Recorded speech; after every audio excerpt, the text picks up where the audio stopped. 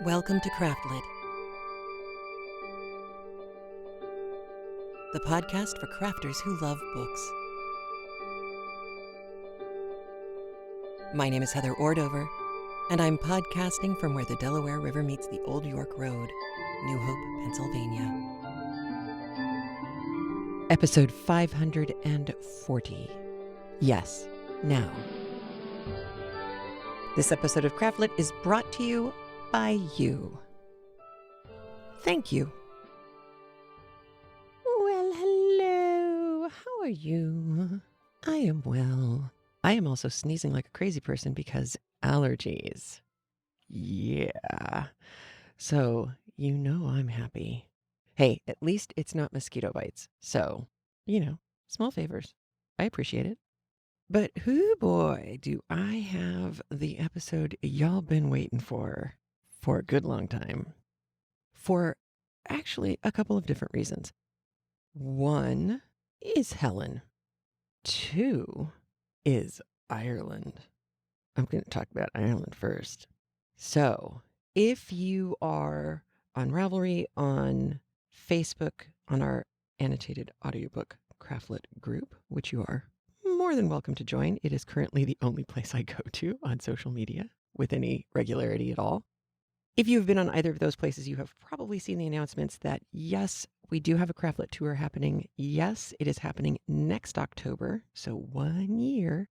And yes, it is awesome and planned for you by the fabulous Diane, which means it will not only live up to, but it will surpass the previous tour. As always happens, she just finds ways to do more and better for all of us. So I am going to do what I did with the Paris trip, and every week I will have a little highlight of the next part of the trip, which means you will have a virtual tour here on CraftLit. Where are we going to go in Ireland? I know you're wondering. We're going to stay from the mid to the north because there are only so many miles one can travel when there is so much spectacularness within a stone's throw of oneself in the course of a fabulous 10-day trip. We will begin and end in Dublin, and from Dublin, where we will see the Book of Kells and visit St. Patrick's Cathedral, we'll go on to see where Patrick Bronte came from. I know, we get a little Bronte action in there.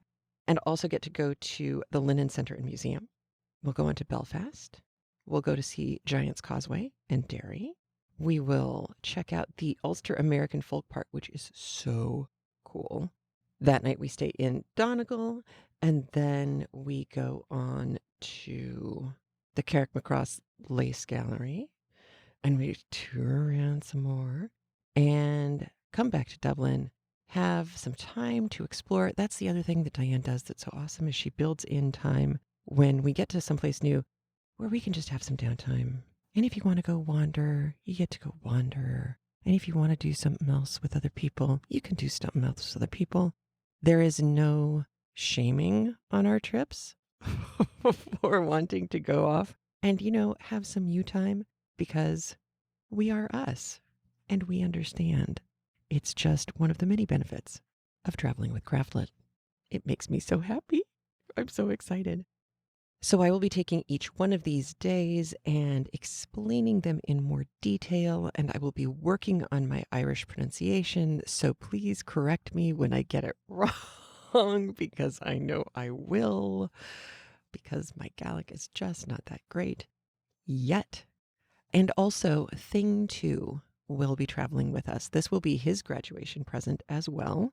He will be next October at the beginning of his senior year. So it's kind of an early graduation present, but he is going to be doing it as an independent study because we're going to be seeing such amazing historic and literary and art related sites and nifty bits.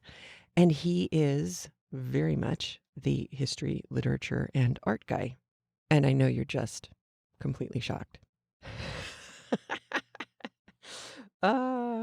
Yeah. So since this punk started his CraftLit journey when he was 2.5, I'm sure you're shocked and appalled to find out that he likes art, literature, and history. Yeah.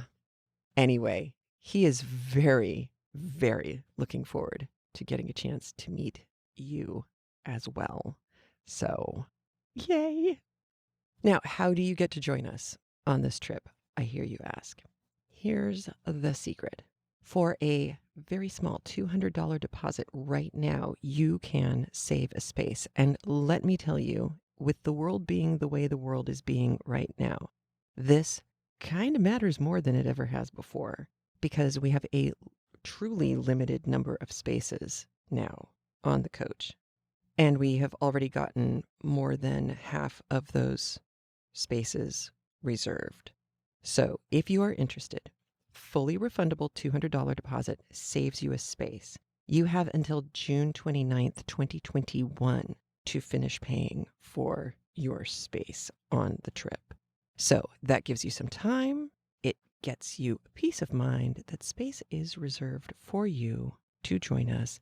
And if you want more information, you can call 888-554-5208.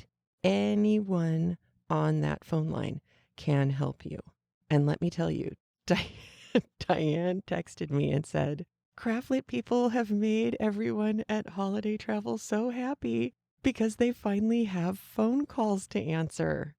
I know. So think about it. You will make not only yourself happy, you will make other people happy too. Now, you can get the travel brochure with all of the details on it if you go to holidayvacations.com. And then there's an option to search for a keyword. And the keyword would be CraftLit. CraftLit, all one word. And one of the nifty things you'll see on the website and also indicated on the brochure itself, which is printoutable so that you can have a paper copy should you so desire, is there's an activity guide. There's a little activity monitor, and it has an index that goes from purple, not very active, all the way up to orange, quite active. We are in the yellow zone. We are not so active that you're going to feel like you're going to collapse every night, but active enough that you will be able to eat without really feeling horrible about it. Not ravenous, but also not so much the guilty thing. It's good. It's really good. Because, as always, the Eatons are fabulous with Diane. There are 12 meals that are included with the trip. When a meal isn't included, we absolutely always have time to get a nice meal, sit, chat, have a nice time. All accommodations are paid for. All airfare is paid for if you are traveling from somewhere that requires airfare. There is also a land-only price. So if you are in or near Ireland and want to get there on your own and meet up with us in Dublin, that price is available for you as well. I am so excited. I can't wait for you to join us. We are going to have so much fun. And next week, I will talk us through in more detail day one. All right, once again, 888-554-5208 is the number to call to reserve your space. $200 is all it takes. Fully refundable should something go sideways for you. It happens, but either way, that slot will be reserved for you, which is, like I said, super important because the space is limited and already more than half gone. Very exciting. Please join me. All right, and now we leave Ireland for a moment to go and check in with Helen. Things have been tense for our heroine. Yes, indeed. And things have been really lousy. I shouldn't say tense. Things have been really lousy for this woman. She has had more than her share of lame people to put up with. Today is the day you have waited for. I am not going to say anything else, literally anything else, except let's listen to chapters 43 and 44 of The Tenant of Wildfell Hall by Anne Bronte, read for us by Mia Daguerre.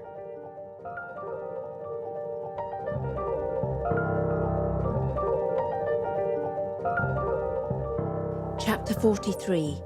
The Boundary Passed. October 10th. Mr. Huntington returned about 3 weeks ago. His appearance, his demeanour and conversation, and my feelings with regard to him I shall not trouble myself to describe. The day after his arrival, however, he surprised me by the announcement of an intention to procure a governess for little Arthur. I told him it was quite unnecessary, not to say ridiculous, at the present season. I thought I was fully competent to the task of teaching him myself for some years to come at least. The child's education was the only pleasure and business of my life, and since he had deprived me of every other occupation, he might surely leave me that. He said I was not fit to teach children or to be with them. I had already reduced the boy to little better than an automaton. I had broken his fine spirit with my rigid severity, and I should freeze all the sunshine out of his heart and make him as gloomy and ascetic as myself if I had the handling of him much longer. And poor Rachel, too, came in for her share of abuse, as usual. He cannot endure Rachel because he knows she has proper appreciation of him. I calmly defended our several qualifications as nurse and governess, and still resisted the proposed addition to our family, but he cut me short by saying it was no use bothering him about the matter, for he had engaged a governess already, and she was coming next week, so that all I had to do was to get things ready for her reception. This was a rather startling piece of intelligence. I ventured to inquire her name and address, by whom she'd been recommended, or how he had been led to make choice of her. "She is a very estimable, pious young person," said he. "You needn't be afraid. Her name is Myers, I believe, and she was recommended to me by a respectable old dowager, a lady of high repute in the religious world. I've not seen her myself, and therefore cannot give you a particular account of her person and conversation or so forth. But if the old lady's eulogies are correct, you'll find her to possess all the desirable qualifications for her position, an inordinate love of children among the rest." All this was gravely and quietly spoken, but there was a laughing demon in his half-averted eye that boded no good, I imagined. However, I thought of my asylum in Yorkshire and made no further objections. When Miss Myers arrived, I was not prepared to give her a very cordial reception. Her appearance was not particularly calculated to produce a favourable impression at first sight, nor did her manners and subsequent conduct in any degree remove the prejudice I had already conceived against her. Her attainments were limited, her intellect no ways above mediocrity. She had a fine voice and could sing like a nightingale and accompany herself sufficiently well on the piano, but these were her only accomplishments. There was a look of guile and subtlety in her face, a sound of it in her voice. She seemed afraid of me, and would start if I suddenly approached her. In her behaviour she was respectful and complaisant even to civility. She attempted to flatter and fawn upon me at first, but I soon checked that. Her fondness for her little pupil was overstrained, and I was obliged to remonstrate with her on the subject of overindulgence and injudicious praise, but she could not gain his heart. Her piety consisted in an occasional heaving of sighs and uplifting of eyes to the ceiling, and the utterance of a few cant phrases. She told me she was a clergyman's daughter and had been left an orphan from her childhood, but had had the good fortune to obtain a situation in a very pious family, and then spoke so gratefully of the kindness she had experienced from its different members that I reproached myself for my uncharitable thoughts and unfriendly conduct, and relented for a time, but not for long. My cause of dislike were too rational, my suspicions too well founded for that, and I knew it was my duty to watch and scrutinise till those suspicions were either satisfactorily removed or confirmed. I asked the name and residence of the kind and pious family. She mentioned a common name and an unknown and distant place of abode, but told me they were now on the continent, and their present address was unknown to her. I never saw her speak much to Mr. Huntington, but he would frequently look in on the schoolroom to see how little Arthur got on with his new companion when I was not there.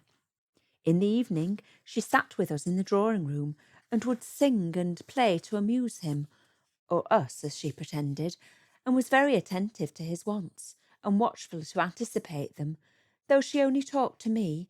Indeed, he was seldom in a condition to be talked to. Had she been other than she was, I should have felt her present a great relief to come between us thus, except, indeed, that I should have been thoroughly ashamed for any decent person to see him as he often was. I did not mention my suspicions to Rachel, but she, having sojourned for half a century in this land of sin and sorrow, has learned to be suspicious herself. She told me from the first she was down of that new governess, and I soon found that she watched her quite as narrowly as I did, and I was glad of it, for I longed to know the truth. The atmosphere of Grassdale seemed to stifle me, and I could only live by thinking of Wildfell Hall. At last, one morning, she entered my chamber with such intelligence that my resolution was taken before she had ceased to speak. While she dressed me, I explained to her my intentions and what assistance I should require from her, and told her which of my things she was to pack and which she was to leave behind for herself, as I had no other means of recompensing her for this sudden dismissal after a long and faithful service, a circumstance I most deeply regretted but could not avoid. "And what will you do, Rachel?" said I. "Will you go home or seek another place?" "I have no home, ma'am, but with you," she replied, "and if I leave you, I'll never go into a place again as long as I live." "But I can't afford to live like a lady now," returned I. "I must be my own maid and my child's nurse." "What signifies?" replied she in some excitement. "You'll want somebody to clean and wash and cook, won't you?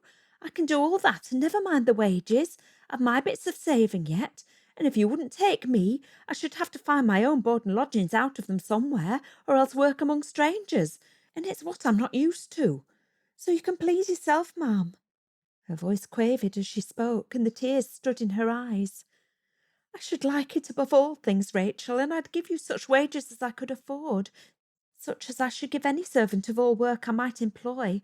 But don't you see I should be dragging you down with me, when you've done nothing to deserve it?" "Oh, fiddle!" ejaculated she. "And besides, my future way of living will be so wildly different to the past, so different to all you've become accustomed to. Do you think, ma'am, I can't bear what my missus can? Surely I'm not so proud and so dainty as that comes to. And my little master too, God bless him." "But I'm young, Rachel, I shan't mind it. And Arthur's young too, it will be nothing to him." "Nor me either. I'm not so old but what I can stand hard fare to hard work if it's only to help and comfort them as I've loved like my own bairns. For all I'm too old to bide thoughts of leaving 'em in trouble and danger and going amongst strangers myself." "Then you shan't, Rachel," cried I, embracing my faithful friend. "We'll all go together, and you'll see how the new life suits you." "Bless you, honey," cried she affectionately, returning my embrace. "Only let us get shut of this wicked house, and we'll do right enough, you'll see." "So think I," was my answer, and so that point was settled. By that morning's post I dispatched a few hasty lines to Frederick, beseeching him to prepare my asylum for my immediate reception, for I should probably come to claim it within the day after the receipt of that note, and telling him in a few words the cause of my sudden resolution. Then I wrote 3 letters of adieu. The first to Esther Hargrave, in which I told her that I found it impossible to stay any longer at Grassdale, or to leave my son under his father's protection, and as it was of the last importance that our future abode should be unknown to him and his acquaintance, I should disclose it to no one but my brother, through the medium of whom I hope still to correspond with my friends. And then I gave her his address, exhorted her to write frequently, reiterated some of my former admonitions regarding her own concerns, and bade her a fond farewell. The second was to Millicent, much to the same effect, but a little more confidential, as befitted our longer intimacy, and her greater experience and better acquaintance with my circumstances. The third was to my aunt, a much more difficult and painful undertaking, and therefore I had left it to the last. But I must give her some explanation of that extraordinary step I had taken, and that quickly, for she and my uncle would no doubt hear of it within a day or two after my disappearance, as it was probable that Mr. Huntington would speedily apply to them to know what was become of me. At last, however, I told her I was sensible of my error. I did not complain of its punishment, and I was sorry to trouble my friends with its consequences. But in duty to my son, I must submit no longer. It was absolutely necessary that he should be delivered from his father's corrupting influence. I should not disclose my place of refuge, even to her, in order that she and my uncle might be able, with truth, to deny all knowledge concerning it, but any communications addressed to me under cover of my brother would certainly reach me. I hoped she and my uncle would pardon the step I had taken, for if they knew it all, I was sure they would not blame me, and I trusted they would not afflict themselves on my account, for if I could only reach my retreat in safety and keep it unmolested, I should be very happy, but for the thoughts of them, and should be quite contented to spend my life in obscurity, devoting myself to the training up of my child and teaching him to avoid the errors of both his parents. These things were done yesterday. I have given 2 whole days to the preparation for our departure, that Frederick may have more time to prepare the rooms and Rachel to pack up the things, for the latter task must be done with the utmost caution and secrecy, and there is no one but me to assist her. I can help her get the articles together, but I do not understand the art of stowing them into the boxes so as to take up the smallest possible space, and they are her own things to do as well as mine and Arthur's. I can ill afford to leave anything behind, since I have no money except a few guineas in my own purse, and besides, as Rachel observed, whatever I left would most likely become the property of Miss Myers, and I should not relish that. But what trouble I have throughout these 2 days, struggling to appear calm and collected, to meet him and her as usual when I was obliged to meet them, and forcing myself to leave my little Arthur in her hands for hours together. But I trust these trials are over now. I have laid him in my bed for better security, and never more, I trust, shall his innocent lips be defiled by their contaminating kisses, or young ears polluted by their words. But shall I escape in safety? Oh, that this morning were come, and we were on our way at least.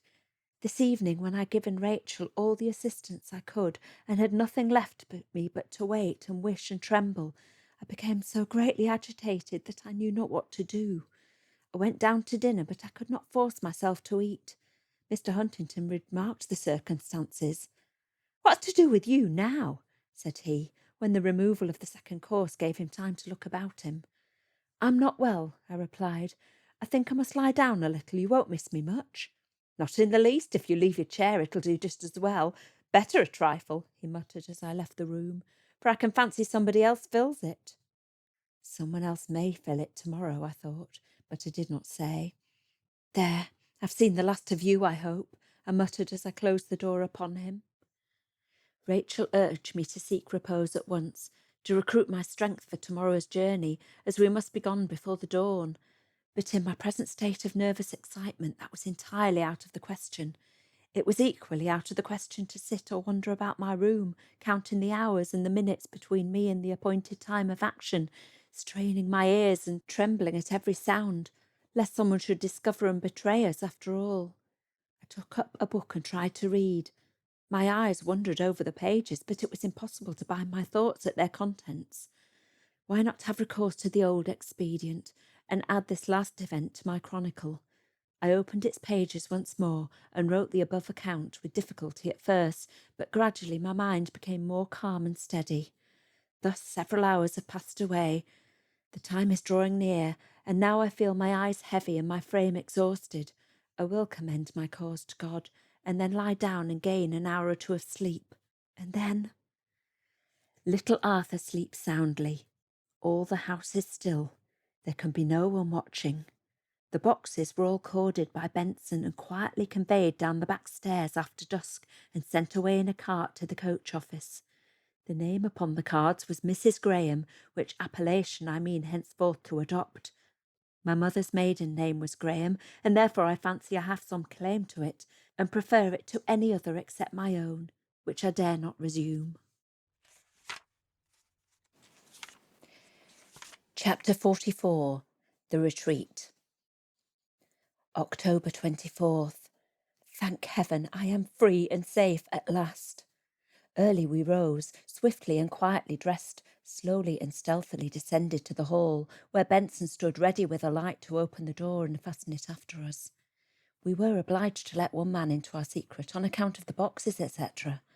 All the servants were but too well acquainted with their master's conduct, and either Benson or John would have been willing to serve me, but as the former was more staid and elderly, and a crony of Rachel's besides, I, of course, directed her to make the choice of him as her assistant and confidant on the occasion, as far as necessity demanded. I only hope he may not be brought to trouble thereby, and I only wish I could reward him for the perilous service he was so ready to undertake. I slipped 2 guineas into his hand by way of remembrance, as he stood in the doorway holding the candle to light our departure, with a tear in his honest grey eye and a host of good wishes depicted on his solemn countenance. Alas, I could offer no more. I had barely sufficient remaining for the probable expenses of the journey. What trembling joy it was when the little wicket closed behind us as we issued from the park. Then, for one moment, I paused to inhale one draught of that cool, bracing air and venture one look back upon the house. All was dark and still, no light glimmered in the windows, no wreath of smoke obscured the stars that sparkled above it in the frosty sky. As I bade farewell forever to that place, the scene of so much guilt and misery, I felt glad that I had not left it before, for now there was no doubt about the propriety of such a step, no shadow of remorse for him I left behind. There was nothing to disturb my joy but the fear of detection, and every step removed us farther from the chance of that. We had left Grassdale many miles behind us before the round red sun arose to welcome our deliverance, and if any inhabitant of its vicinity had chanced to see us then as we bowled along on the top of the coach, I scarcely think they would have suspected our identity. As I intended to be taken for a widow, I thought it advisable to enter my new abode in mourning. I was therefore attired in a plain black silk dress and mantle, a black veil, which I kept carefully over my face for the first 20 or 30 miles of the journey, and a black silk bonnet, which I had been constrained to borrow from Rachel for want of such an article myself. It was not the newest fashion, of course, but none the worse for that, under present circumstances. Arthur was clad in his plainest clothes and wrapped in a coarse woollen shawl, and Rachel was muffled in a grey cloak and hood that had seen better days and gave her more the appearance of an ordinary, though decent old woman than of a lady's maid. Oh, what a delight it was to be thus seated aloft, rumbling along the broad, sunshiny road, with a fresh morning breeze in my face, surrounded by unknown country, all smiling, cheerfully, gloriously smiling in the yellow lustre of those early beams, with my darling child in my arms, almost as happy as myself, and my faithful friend beside me, a prison and despair behind me, receding farther and farther back at every clatter of the horse's feet, and liberty and hope before. I could hardly refrain from praising God aloud for my deliverance, or astonishing my fellow passengers by some surprising outburst of hilarity. But the journey was a very long one, and we were all weary enough before the close of it. It was far into the night when we reached the town of L, and still we were 7 miles from our journey's end, and there was no more coaching nor any conveyance to be had, except a common cart, and that with the greatest difficulty, for half the town was in bed. And a dreary ride we had at that last stage of the journey, cold and weary as we were, sitting on our boxes with nothing to cling to, nothing to lean against, slowly dragged and crudely shaken over the rough, hilly roads. But Arthur was asleep in Rachel's lap, and between us we managed pretty well to shield him from the cold night air. At last we began to ascend a terribly steep and stony lane, which, in spite of the darkness, Rachel said she remembered well. She had often walked there with me in her arms, and little thought to come again so many years after, into such circumstances as the present. Arthur being now awakened by the jolting and stoppages, we all got out and walked. We had not far to go, but what if Frederick should not have received my letter, or if he should not have had time to prepare the rooms for our reception, and we should find them all dark, damp, and comfortless, destitute of food, fire, and furniture after all our toil? At length the grim dark pile appeared before us. The lane conducted us round by the back way. We entered the desolate court, and in breathless anxiety surveyed the ruinous mass.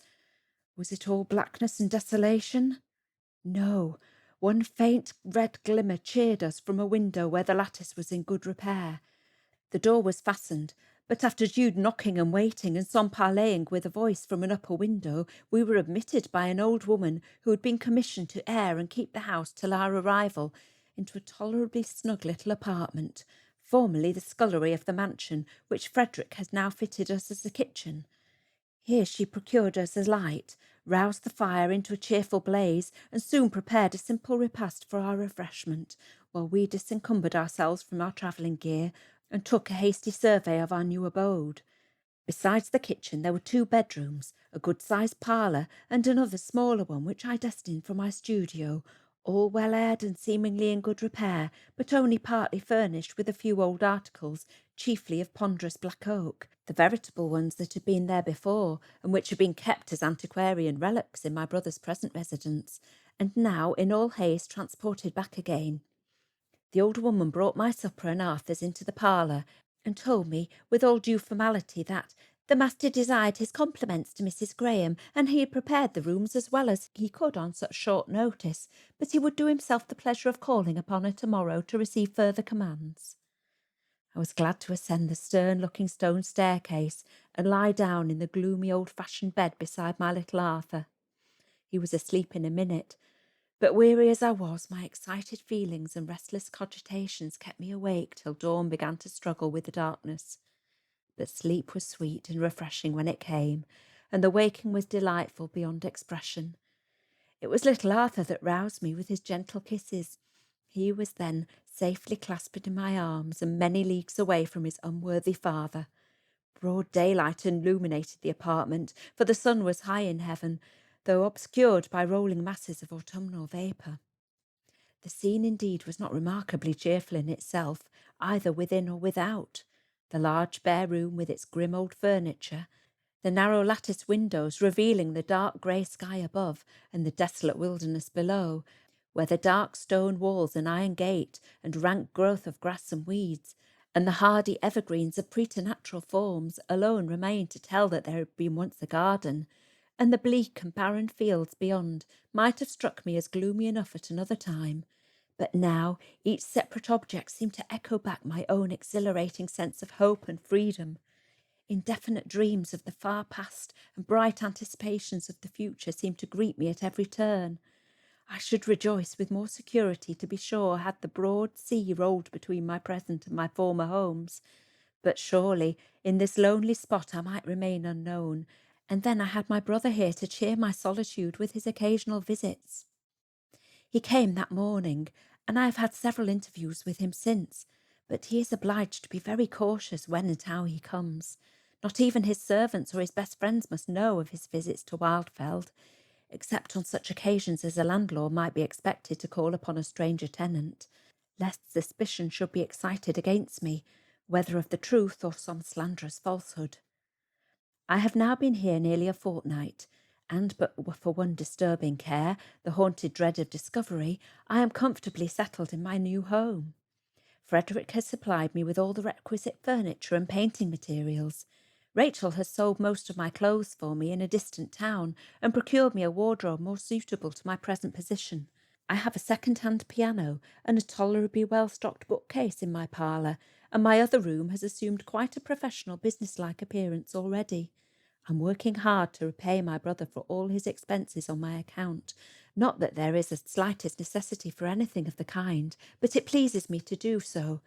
I shall have so much more pleasure in my labour and my earnings, my frugal fare and household economy, when I know I am paying my way honestly, and that what little I possess is legitimately all my own, and that no one suffers for my folly, in a pecuniary way at least. I shall make him take the last penny I owe him, if I can possibly effect it without offending him too deeply. I had a few pictures already done, for I told Rachel to pack up all I had, and she executed her commission but too well, for among the rest she put up a portrait of Mr. Huntington that I had painted in the first year of my marriage. It struck me with dismay at the moment when I took it from the box and beheld those eyes fixed upon me in their mocking mirth, as if exulting still in his power to control my fate and deriding my efforts to escape. How wildly different had been my feelings in painting that portrait to what they were now in looking upon it. How I had studied and toiled to produce something, as I thought, worthy of the original. What mingled pleasure and dissatisfaction I had had in the result of my labours. Pleasure for the likeness I had caught, dissatisfaction because I had not made it handsome enough. Now I see no beauty in it, nothing pleasing in any part of its expression, and yet it's far handsomer and more agreeable, far less repulsive, I should rather say, than he is now, for these 6 years have wrought amongst a greater change upon himself as of my feelings regarding him.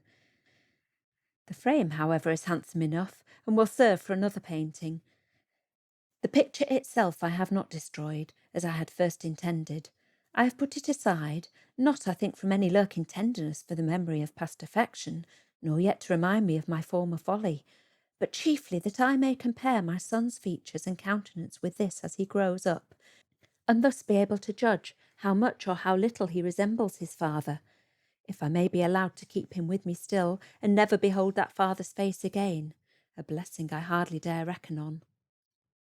It seems Mr. Huntington is making every exertion to discover the place of my retreat.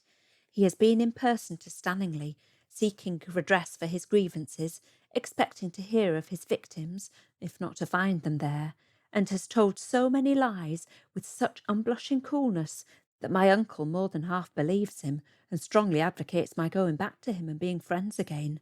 But my aunt knows better.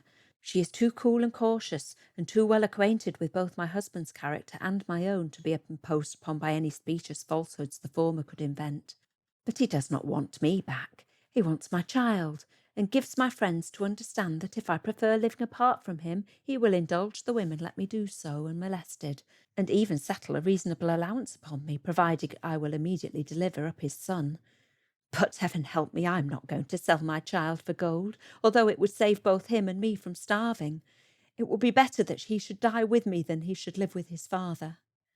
Frederick showed me a letter he had received from that gentleman, full of cool impudence such as would astonish anyone who did not know him, but such as, I am convinced, none would know better how to answer than my brother. He gave me no account of his reply, except to tell me that he had not acknowledged his acquaintance with my place of refuge, but rather left it to be inferred that it was quite unknown to him, by saying it was useless to apply to him or any other of my relations for information on the subject, as it appeared I had been driven to such extremity that I had concealed my retreat even from my best friends, but that if he had known it, or should at any time be made aware of it, most certainly Mr. Huntington would be the last person he should communicate the intelligence, and that he need not trouble himself to bargain for the child, for he, Frederick, fancied he knew enough of his sister to enable him to declare that wherever she may be, or however situated, no consideration would induce her to deliver him up. 30th. Alas, my kind neighbours will not let me alone. By some means they have ferreted me out, and I have to sustain visits from 3 different families, all more or less bent on discovering who and what I am, whence I came, and why I have chosen such a home as this.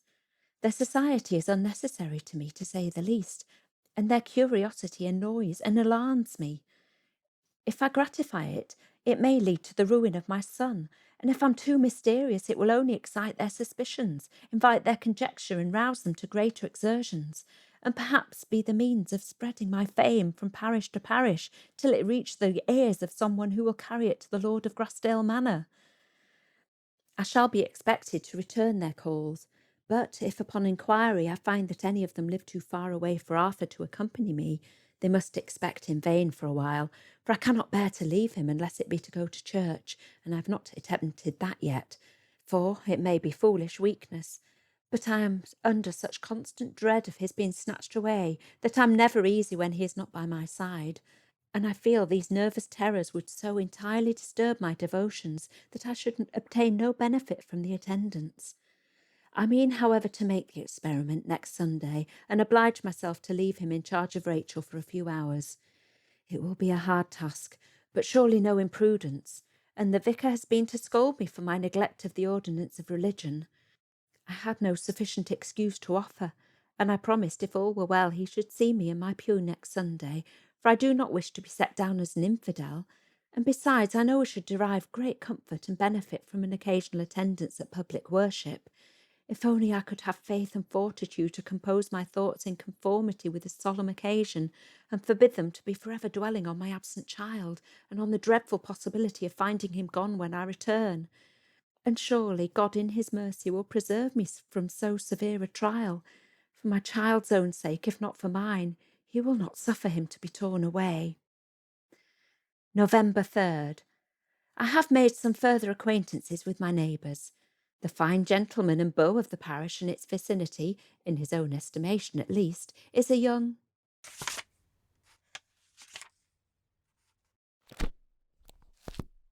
Here it ended. The rest was torn away. How cruel just when she was about to mention me. For I could no doubt it was your humble servant she was about to mention, though not very favourably, of course. I could tell that by those few words, as by the recollection of her whole aspect and demeanour towards me in the commencement of our acquaintance. Well, I could readily forgive her prejudice against me, and her hard thoughts of our sex in general, when I saw too what brilliant specimens her experience had been limited. Respecting me, however, she had long since seen her error, and perhaps fallen into another in the opposite extreme. For if at first her opinion of me had been lower than I deserved, I was convinced that now my deserts were lower than her opinion. And if the former part of this continuation had been torn away to avoid wounding my feelings, perhaps the latter portion had been removed for fear of ministering too much self-conceit.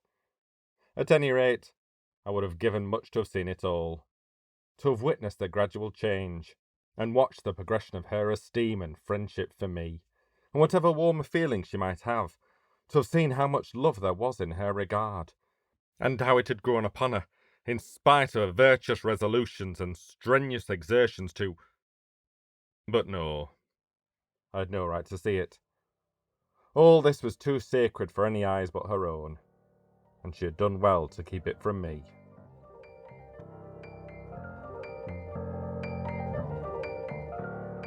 Yes. Yes. All of the pieces have now fallen into place, as one would hope. Helen has arrived at Wildfell Hall. We now know that Mr. Lawrence, who when we last saw him in real time was not doing so well, Mr. Lawrence is her brother, and we're back with Gilbert. Gilbert has finished reading Helen's journal. And we are once again reminded that Gilbert is writing all of this, all of his portion of this, to a friend. I also think that perhaps all of our previous reactions to Gilbert, well, of course she loves me-ness of him previously, is in some way mitigated by Gilbert's reaction to actually seeing all of Helen's story. Now, as he's been telling this story to his friend, we can see that he was doing his best to be a reliable narrator in the beginning and being pretty darn clear and open about his flaws and his foibles. Because now, as he said, when he's able to see the two fine specimens of men that she has been exposed to prior to meeting Gilbert and the people who live around him, it's easy to understand why Helen would be suspicious, standoffish, and not particularly interested in anybody. She is also, he now knows, quite clearly still married. And that's a tricky bit. So whereas before we had a chance to read Helen's journal with Gilbert and Gilbert's friend, before we thought we were reading a story about a kind of standoffish woman with a mystery and a young guy who was a little too full of himself and a little too young, and that was pretty much it. We are now plunged deep into a much, much more complicated story because divorce is not an option. Helen cannot let her husband find out where she is. And as she has made clear, the more the people in the town find her mysterious and therefore very interesting to talk about, the more likely it is that some news of her location will get back to her husband. And that's pretty dangerous because we already know that he has traveled to come find her.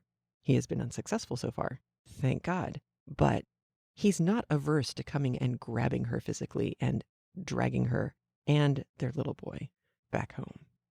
Which means Helen did a pretty ballsy thing right there because she really, really enfolded Gilbert into a series of confidences that he will be very unhappy to be part of in some ways, because now knowing the truth, he knows that she is completely unattainable. But also, should he muck this up and say the wrong thing to the wrong person, and there are several wrong people I can think of in town to say anything to, her life, certainly her happiness and her well-being, but her actual life could be at risk. So he's in a tricky bit of a situation now too.